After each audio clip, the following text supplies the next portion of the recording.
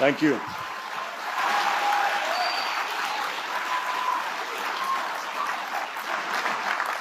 To my old master, the letter. Dayton, Ohio, August 7th, 1865.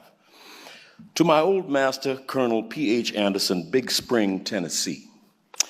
Sir, I got your letter and was glad to find that you had not forgotten Jordan and that you wanted me to come back and live with you again, promising to do better for me than anyone else can.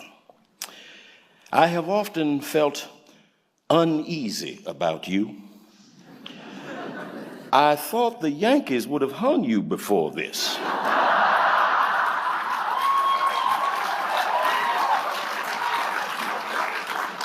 For harboring Rebs that they found at your house.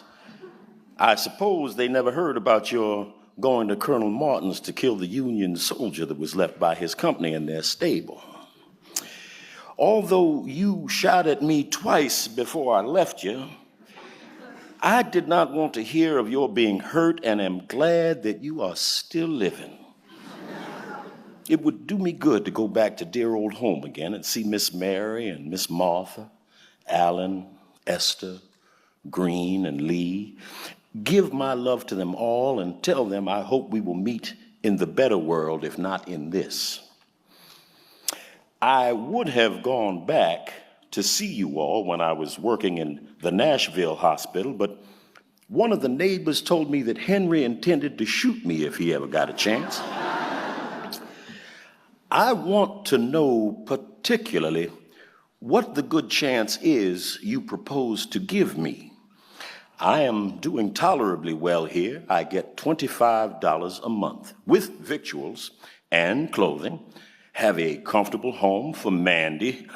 The folks call her Mrs. Anderson. And the children, Millie, Jane, and Grundy, go to school and are learning well. The teacher says that Grundy has a head for a preacher. They go to Sunday school, and Mandy and me attend church regularly. We are kindly treated.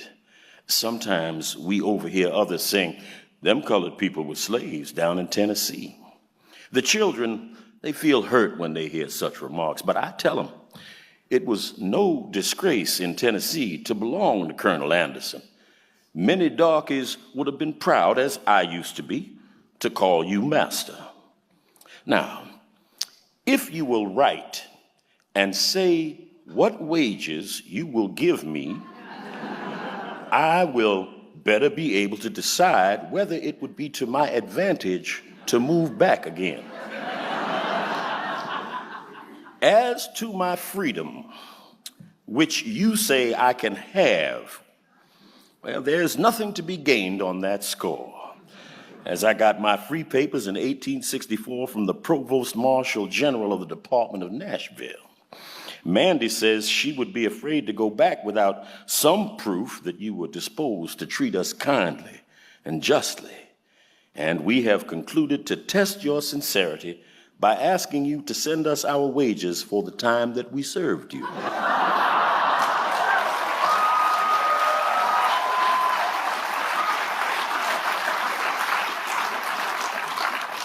This will make us forget and forgive old scores, and rely on your justice and friendship in the future. I served you faithfully for 32 years, and Mandy 20 years.